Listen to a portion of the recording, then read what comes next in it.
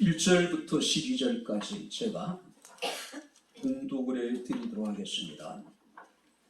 시편 30편 1절부터 12절 말씀까지가 되겠습니다.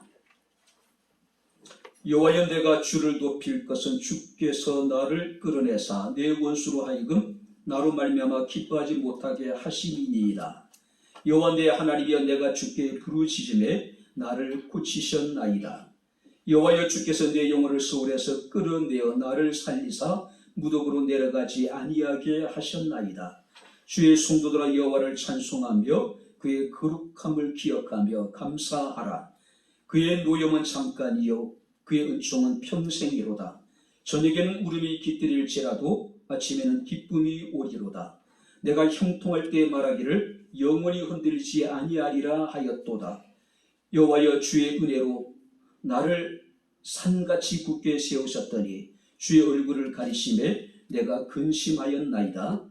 여호와여, 내가 주께 부르짖고 여호와께 간구하기를 내가 무덤에 내려갈 때에 나의 피가 무슨 유익이 있으리요? 진토가 어떻게 주를 찬송하며 주의 진리를 선포하리이까? 여호와여, 들으시고 내게 은혜를 베푸소서. 여호와여, 나를 돕는 자가 되소서 하였나이다. 주께서 나의 슬픔이 변하여 내게 춤이 되게 하시며 나의 베옷을 벗기고 기쁨으로 띠띠우셨나이다. 이는 잠잠하지 아니하고 내 영광으로 주를 찬송하게 하심이지. 여호와 나의 하나님이여, 내가 주께 영원히 감사하리이다. 아멘. 하나님의 은혜와 사랑을 감사를 드립니다. 오늘도 주의 사랑하는 성도들로 하여금 살아계신 하나님을 예배케 하시고 이 시간 주의 말씀을 청종할 수 있는 은총을 내려주심을 감사합니다. 하나님의 기록된 예언의 말씀이 종을 통해서 선포될 때에 우리에게 큰 은혜가 되게 하옵소서. 위로되게 하옵소서. 깨달아 알게 하시고 말씀을 기뻐하며 즐거워하며 순종케 하옵소서. 예수님 이름으로 기도합나이다. 아멘. 할렐루야. 우리 옆에 있는 분들과 하나님 우리와 함께 하십니다. 인사하겠습니다. 하나님 우리와 함께 하십니다. 할렐루야.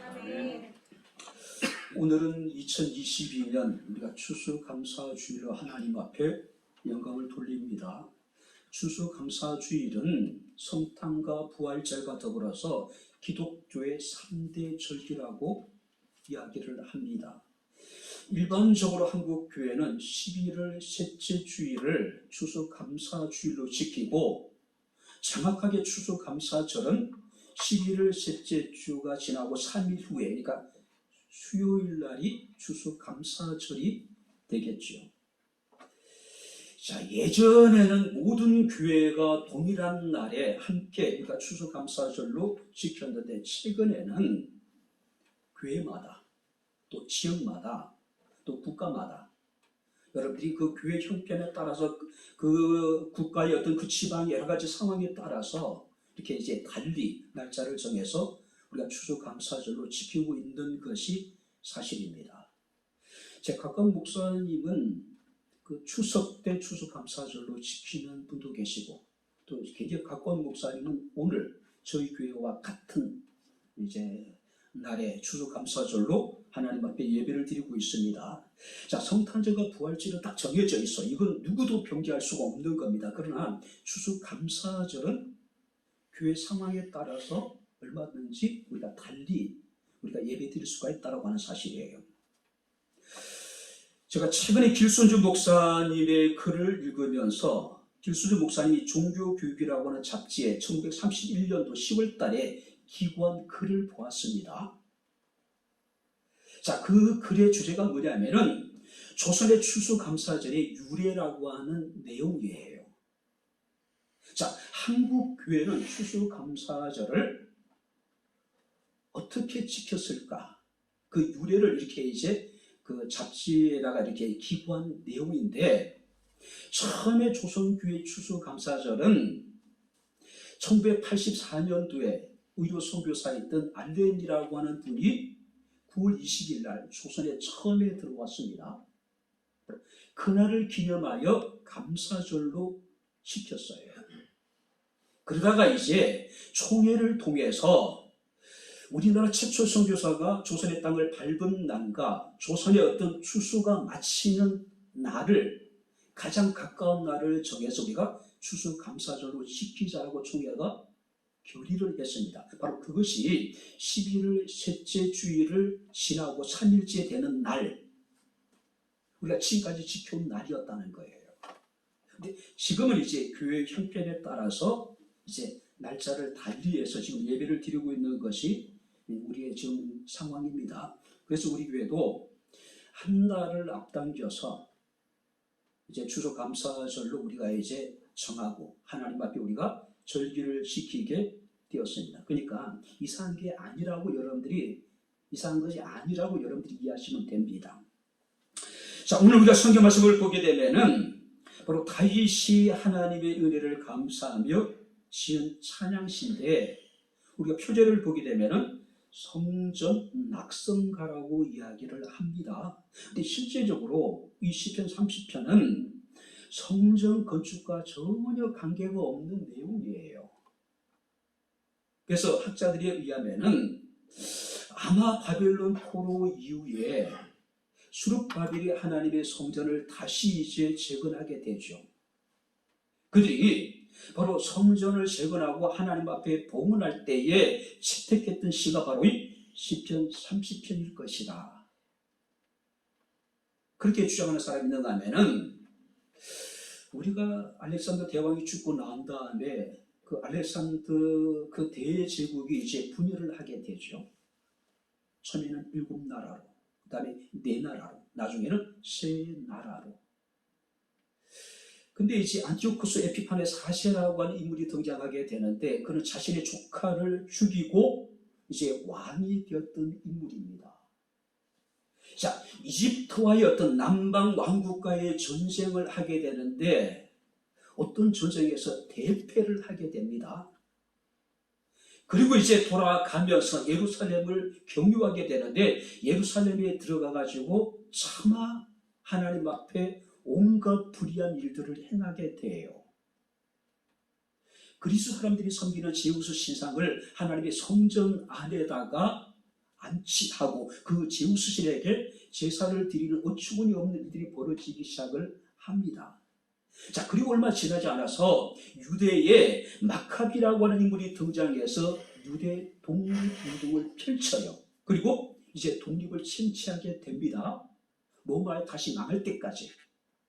자, 마카비가 이제 독립을 쟁취하고 난 다음에 성전을 보수해서 성전을 이제 하나님 앞에 봉헌하게 될 때 아마 불렀던 노래가 이 노래일 것이다. 그래서 성전 건축과는 전혀 관계가 없음에도 불구하고 우리 표제에 보게 되면은 성전 낙성가라고 하는 표제가 붙어 있는 것을 우리가 보게 됩니다. 전체 내용은요, 다윗이 인생의 말년에 자신이 과거에 살아왔던 행적들을 돌아보면서 하나님께서 자신에게 베푸셨던 그 은혜를 찬양하는 내용들입니다. 자, 우리는 이제 오늘 이 본서를 통해서 이 다윗은 하나님의 궁휼하심이 얼마나 크고 놀라운지, 하나님의 은혜가 자신을 어떻게 성숙시켰는지, 그리고 그 하나님의 은혜로 말미암아 자신의 삶이 얼마나 풍성해졌는지를 지금 노래하고 있는 겁니다. 특별히 우리가 이제 12절 말씀을 보시기 바랍니다. 이는 잠잠하지 아니하고 내 영광으로 주를 찬송하게 하시니 여호와 나의 하나님이여 내가 주께 영원히 감사하리이다. 한번 따라 보시기 바랍니다. 내가 주께 영원히 감사하리이다. 자신의 지나온 삶을 회고해 볼 때에 다윗이 뭐라고 고백하냐 하면은 하나님이 내게 이런 은혜를 베푸신 이유가 하나님을 찬송하게 하기 위함이고 내가 영원히 여호와 하나님을 감사하기 위함이라고 지금 고백하고 있습니다. 특별히 여러분들 우리가 9절 말씀을 보니까 내가 무덤에 내려갈 때에 나의 피가 무슨 유익이 있으리요? 진토가 어떻게 주를 찬송하며 주의 진리를 선포할 수 있겠습니까? 라고 지금 이야기해요. 무슨 얘기냐면은 무덤에 내려간다는 이야기는 죽음을 의미하죠. 자, 여기서 진토라고 하는 것은 생명을 상실해버린 육체, 시체를 말하는 거예요. 죽어서는 아무도 하나님을 찬양할 수가 없으니 내가 살아있는 날 동안에 하나님을 찬송하고 내가 살아있는 날 동안에 하나님께 감사하겠다라고 하는 것이 바로 이 다윗의 고백이에요. 자, 여기서 감사하겠다라고 하는 시제가 미완료형이에요. 미완료형. 무슨 얘기입니까? 내가 끊임없이 계속해서 여호와를 찬송하고 여호와께 감사하겠습니다라는 고백입니다. 자, 그렇다면 우리는 오늘 이 말씀을 통해서 바로 이 다윗이 주께 영원히 감사하겠다라고 고백하고 있는데, 다윗이 하나님을 찬송할 수밖에 없었던 이유, 다윗이 평생에 하나님께 감사하겠다고 고백하고 있는데 그 이유가 무엇일까? 우리가 오늘 말씀을 통해서 살펴내서 우리가 하나님께 영광을 돌리며 우리가 이제 은혜를 나누는 시간을 갖도록 하겠습니다. 자, 3절 말씀을 우리 다시 한번 같이 읽겠습니다. 여호와여, 주께서 내 영혼을 스올에서 끌어내어 나를 살리사 무덤으로 내려가지 아니하게 하셨나이다. 첫 번째 다윗이 하나님의 이름을 높이고 하나님께 찬양하며 하나님께 감사하겠다는 이유가 뭐냐면은 주께서 나를 살리셨기 때문이라고 노래하고 있는 겁니다. 자, 여기서 주께서 나를 살렸다는 이야기는 나를 살게 하다, 나를 소생케 하다. 무슨 얘기냐면은 원래 없는 상태에서 하나님이 나를 창조하신 것이 아니라 이미 죽은 자와 같은 죽은 상태에 빠져 있었던 자기 자신을 하나님이 살려주셨다는 고백이에요. 우리가 3절 말씀을 보니까 이 다윗이 처해 있는 상황에 대해서 다윗은 내 영혼이 스올에 있었다라고 이야기를 하고 있습니다. 스올. 자, 이 스올이라는 것은 죽은 자의 거처입니다. 죽은 자가 사후에 거하게 되는 곳이 바로 이 스올이에요. 자, 다른 곳에 보게 되면은 지옥으로 표현하고 있고 무덤으로 표현하고 있고 큰 어떤 구덩이. 그러니까 이 다윗에 처해 있는 상황은 다시는 돌아오지 못할 어둡고 암울한 곳, 적막한 곳에 지금 자기 자신이 처해 있다는 이야기예요. 이 의미는 절망의 구렁에서 자기 자신이 빠져서 지금 희망이 없는 상황을, 희망이 없이 지금 살아가고 있는 상황이라는 이야기예요. 한마디로 다윗이 처해 있는 상황은 마치 죽은 것 같았고 다윗이 처해 있는 상황은 마치 지옥과 같은 상황이었다는 이야기예요. 그런데 하나님이 그런 지옥과 같은 상황에서 나를 살리셨다.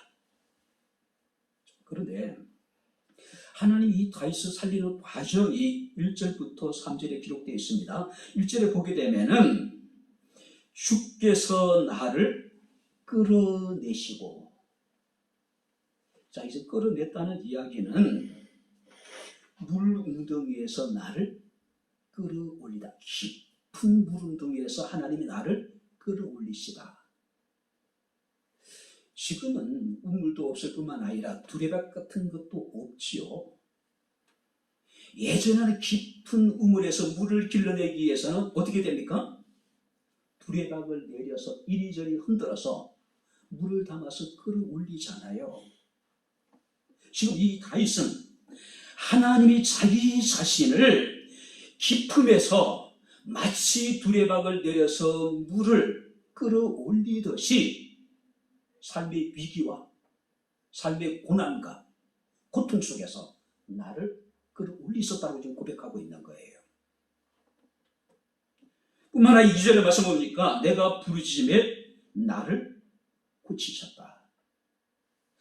하나님이 깊음 속에 빠져있는 이 다윗을 두레박으로 물을 끌어올리듯이 끌어올리실 뿐만 아니라 다윗을 하나님께서는 고쳐주셨다. 회복시켜 주시고 하나님이 다시 세워주셨다는 이야기예요. 자, 구체적으로 여러분들이 하나님이 다윗이 무엇을 고쳤는지 우리가 알 수 없습니다. 그러나 세 가지를 우리가 추측이 가능합니다. 첫 번째는 뭐냐면은 육체의 질병을 하나님께 고쳐주었다는 이야기예요. 두 번째가 뭐냐면은 엄청난 고통으로 인한 정신적인 아픔이 있을 거 아니에요. 흔히 이것을 우리가 트라우마라고 이야기하잖아요. 단지 우리가 그 치열한 전쟁터에서 살아남는 것도 중요하지만요, 살아남은 자들은 반드시 심적인 치료를 받아야 되잖아요. 전쟁에 트라우마가 있단 말이에요. 여러분들 1차 세계대전, 2차 세계대전이 끝나고 난 다음에 그 전투에서 죽은 사람들만큼이나 전쟁의 후유증, 전쟁의 트라우마로 고통당하다가 죽은 사람 수가 어마어마하게 많았다고 이야기하잖아요. 바로 하나님께서는 단지 이 다윗을 기쁨에서 끌어올리신 뿐만 아니라 그를 고쳐주셨다. 그것이 육체적인 질병이든지 아니면 정신적인 여러 트라우마라든지. 세 번째가 뭐냐면은 다윗의 죄를 사하심으로 하나님과의 관계를 회복시켜 주시다. 그것을 다윗은 내가 부르짖음에 주께서 나를 고쳐주었다라고 지금 고백하고 있는 겁니다. 세 번째가 뭘까요? 주께서 나를 살리셨다. 주께서 나를 살리셨다. 도저히 이 다윗이 자기 자신을 위해서 할 수 있는 일이 아무것도 없는 절망적인 상황 속에서 그가 하나님께 부르짖었더니 여호와께서 그를 건지시고 여호와께서 그를 고치시고 여호와께서 그를 다시 살려주셨다는 이야기입니다. 사랑하는 성도 여러분들, 우리가 마땅히 하나님께 감사해야 될 이유가 바로 이것이 아닐까요? 죄와 사망의 거에서 하나님 우리를 건져주실 뿐만 아니라 우리를 고쳐주시고 우리를 살려주신 그 하나님의 은혜. 그래서 우리가 호세아서 6장 1절 2절 말씀을 보게 되면은 오라 우리가 여호와께로 돌아가자. 여호와께서 우리를 찢으셨으나 도로 낫게 하실 것이고 우리를 치셨으나 싸매어 주실 것이고 여호와께서 이틀에 우리를 살리시며 셋째 날에 우리를 일으키시리니. 한번 따라해 보시기 바랍니다. 우리가 그의 앞에서 살리라. 살려주신 은혜. 우리가 연약하고 죄인되고 원수되었을 때에 하나님의 독생자신 예수 그리스도를 이 땅에 보내주시고 그의 십자가의 고난과 중심을 통해서 하나님의 사랑을 확증시켜 주실 뿐만 아니라 우리를 하나님의 자녀 삼아주시고 우리의 영원한 생명을 허락해 주신, 다시 살리게 하신 그 하나님의 은혜를 우리가 찬양하고 감사하는 것이 당연한 것이 아닐까요? 우리 시편 136편의 시인은 여호와께 감사하라 그는 선하시며 그 인자하심이 영원하다라고 고백합니다. 우리가 은혜라고 하는 찬송을 보게 되면 내가 누려왔던 모든 것들이, 내가 지나왔던 모든 시간이, 내가 걸어왔던 모든 순간이 당연한 것도 아니라 은혜였습니다. 할렐루야. 오직 하나님의 은혜였다는 거죠.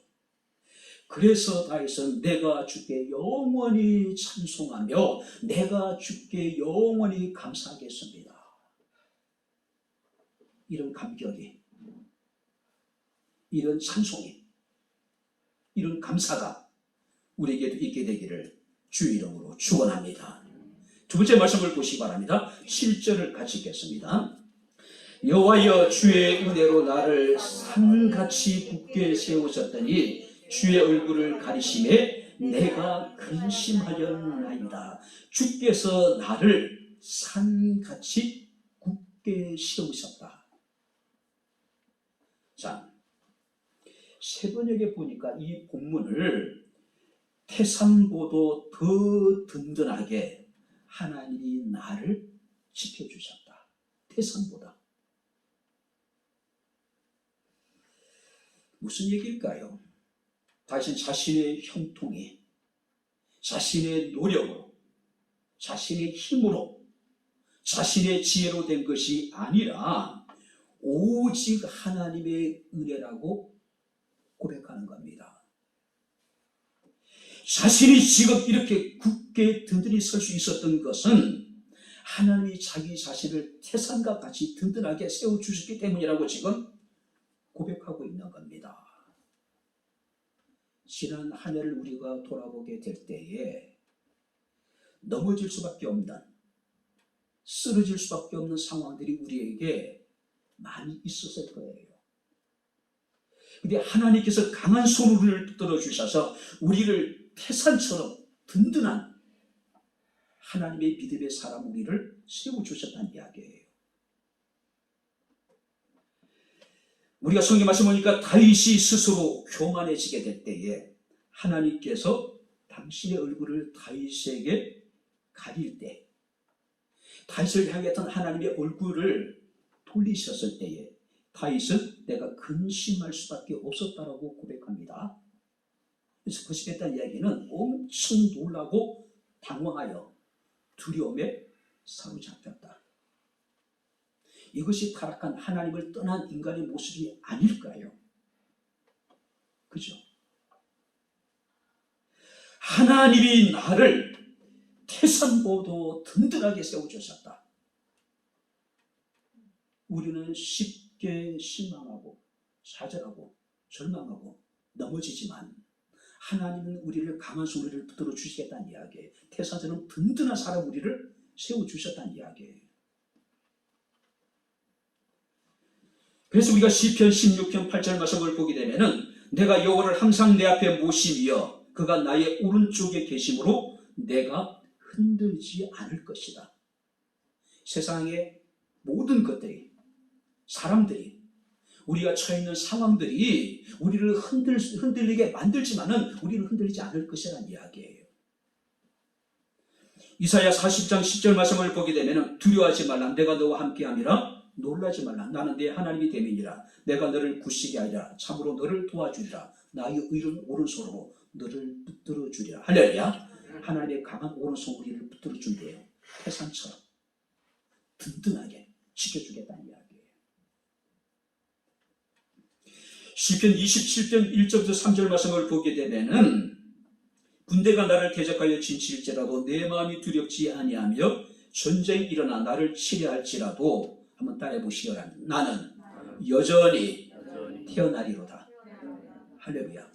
하나님이 나를 붙들고 계시기 때문에 어떤 상황 속에서도 나는 여전히 태어날 것이다.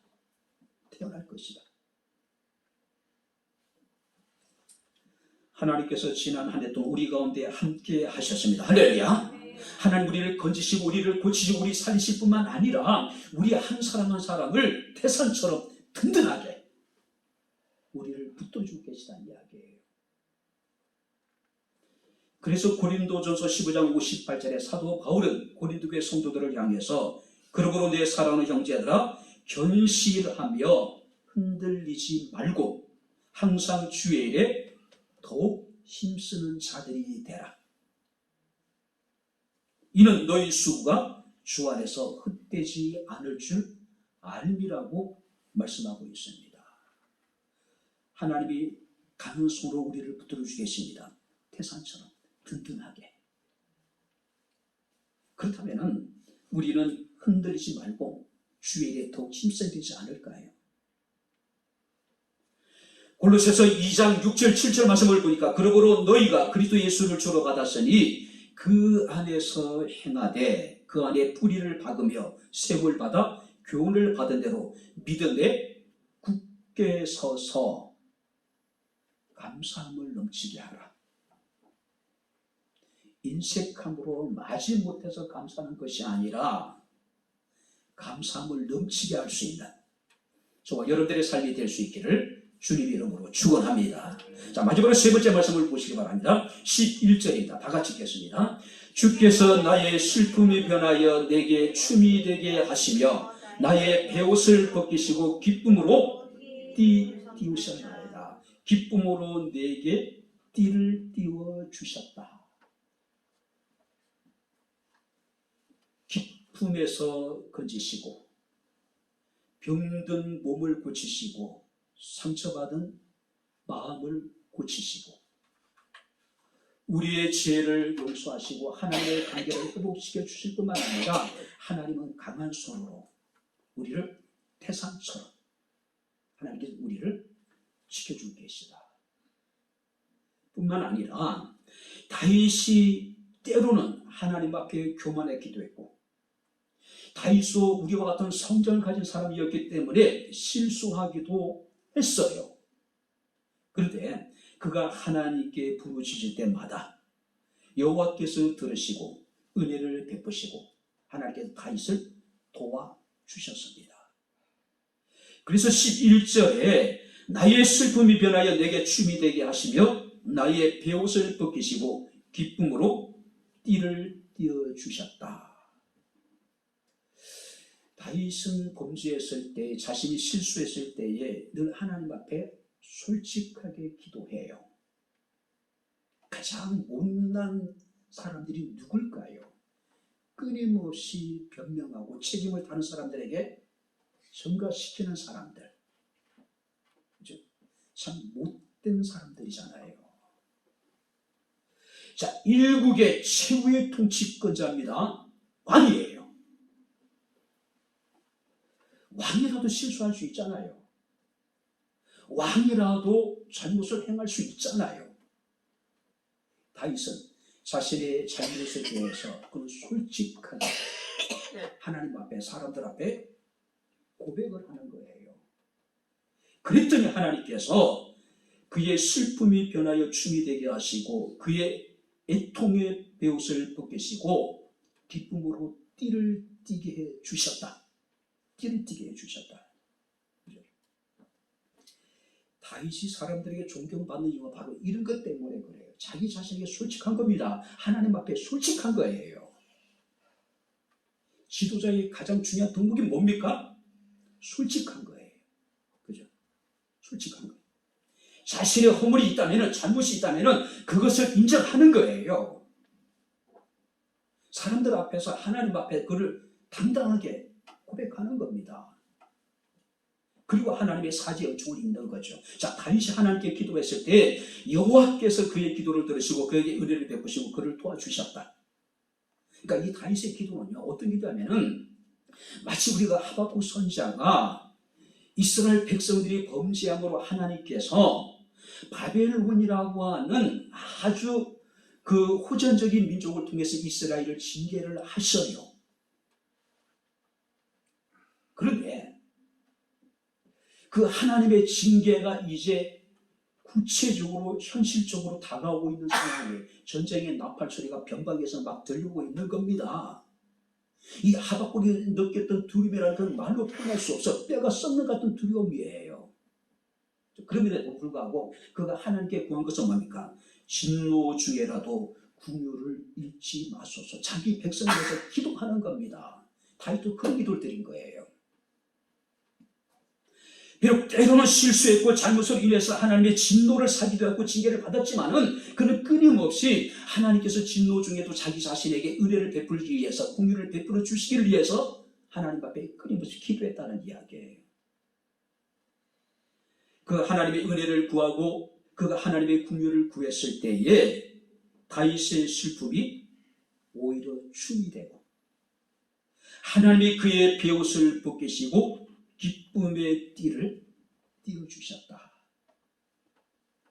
얼마나 하나님께서 베푸신 긍휼이 컸던지 그 은혜가 컸던지 다윗은 자신이 어떤 슬픔이 변화 춤이 됐다는 얘기는 춤을 출 정도로 너무 기쁘고 즐거웠다는 이야기예요.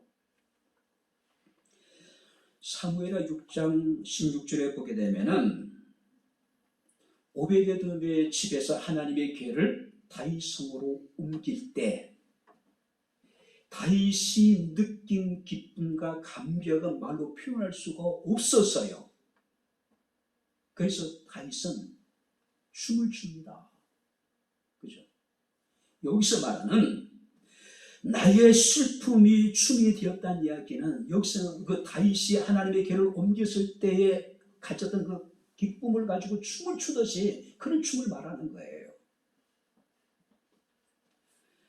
만약에 우리가 사무엘상 18장 말씀을 보게 되면은 다윗이 혜성처럼 등장을 합니다. 구구의 영웅이 되는 거예요. 나라를 구한 인물이 되잖아요. 그가 골리앗을 쳐서 죽이고 예루살렘으로 다시 그가 이제 그 이스라엘로 이제 개선을 할 때 이스라엘의 여자들이 춤을 추며 노래하면서 뭐라고 이야기합니까? 사울이 죽인 자는 천천히요, 다윗이 죽인 자는 만만이라고 얘기하잖아요. 절체절명의 국가적인 위기 속에서 다윗을 통해서 하나님께서 블레셋을 물리치게 하시고 그들을 맞이하는 이스라엘 여인들의 그 기쁨이라는 것은 말로 표현할 수가 없잖아요. 그래서 춤을 추면서 노래하는 거예요. 그때 그런 기쁨을 말하는 거예요. 지난 한 해 우리의 마음을 아프게 하고 슬프게 했던 일들이 많이 있었을 것입니다. 그러나 분명 확실한 것은 하나님께서 우리의 슬픔이 변하여 춤이 되게 하실 것입니다. 할렐루야. 그래서 우리가 하나님께 감사할 수 있는 거죠. 뿐만 아니라 베옷을 벗기시고 기쁨의 띠를 띄우셨다. 베옷이라는 것은 이제 이스라엘 사람들에게 있어서 베옷은 뭡니까? 극한 슬픔을 상징하는 겁니다.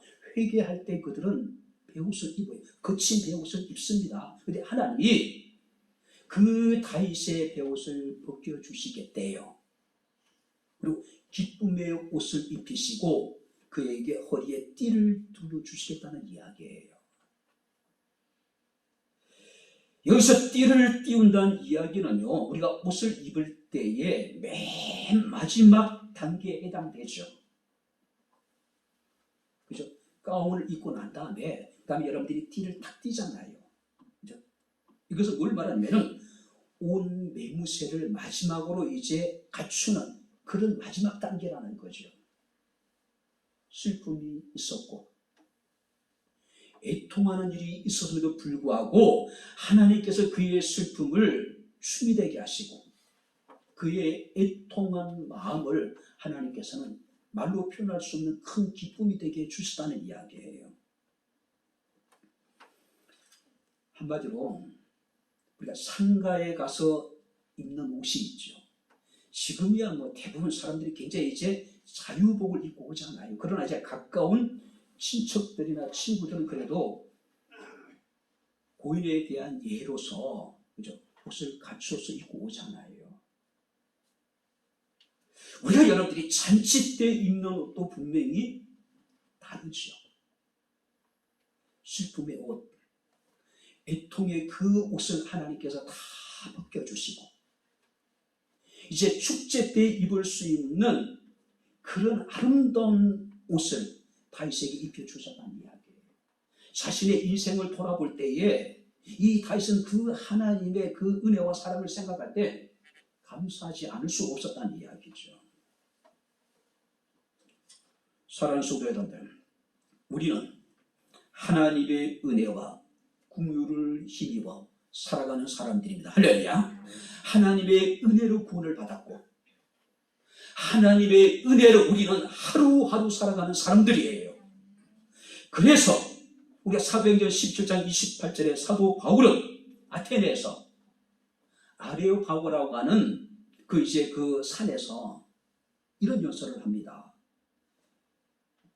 우리가 그를 힘입어서 살며 그를 힘입어서 기도하며 그로 말미암아 존재하느니라. 하나님의 은혜로 말미암아 우리가 살아가고 하나님의 은혜로 말미암아 우리는 기도하고 우리가 움직이고 돌아다니고 하나님의 은혜로 말미암아 우리가 존재할 수 있다는 이야기예요. 하나님의 긍휼로 말미암아 그 긍휼과 그 은혜가 우리에게 나타나지 않는다면은 우리가 어떻게 살아가고 어떻게 우리가 움직이고 어떻게 우리가 존재할 수 있겠냐는 이야기예요. 불가능하다는 이야기예요.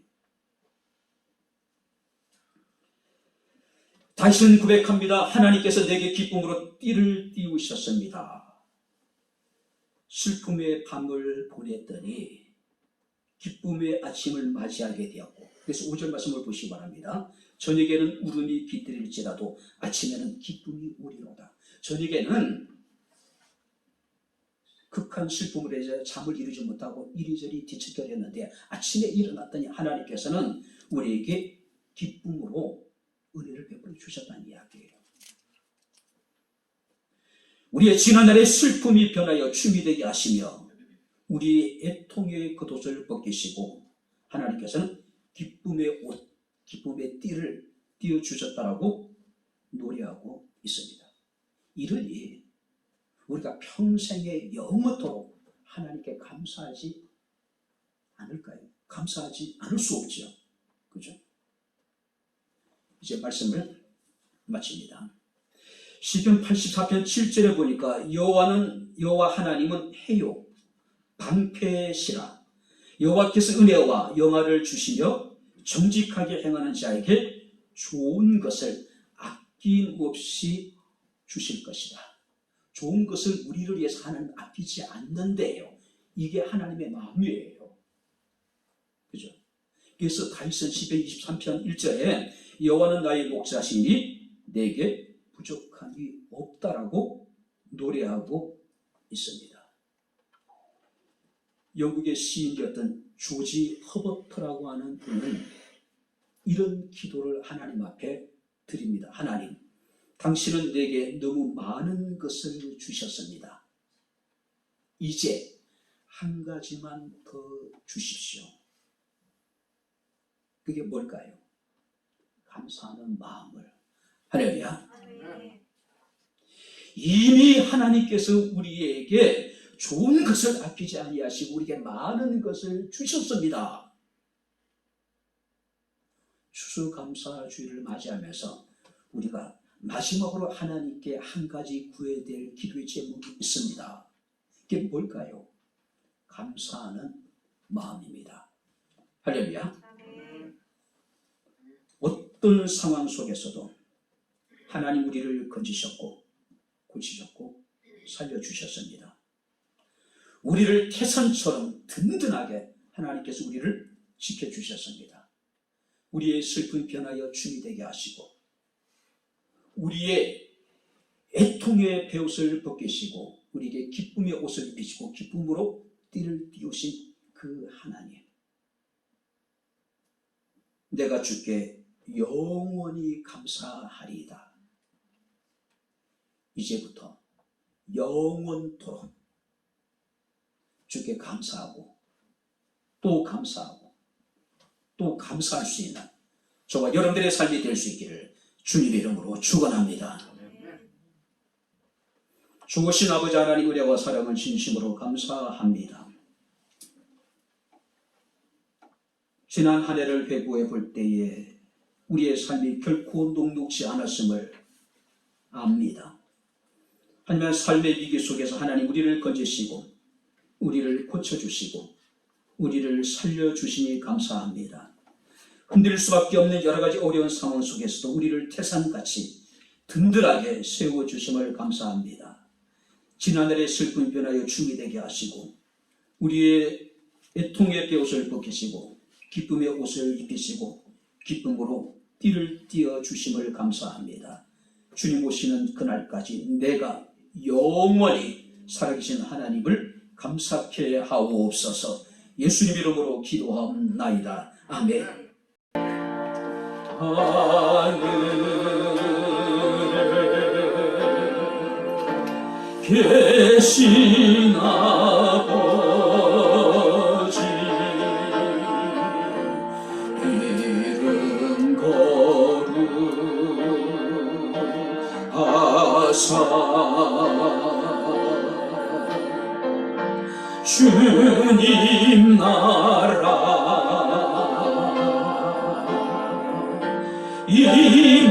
임하시고 뜻이 이루어지다.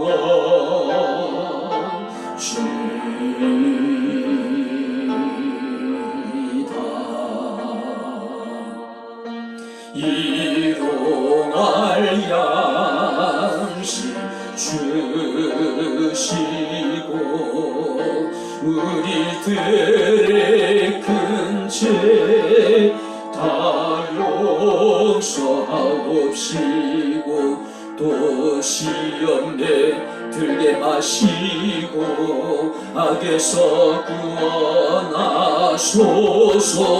되게 주의 나라 주의 권세 주의 영광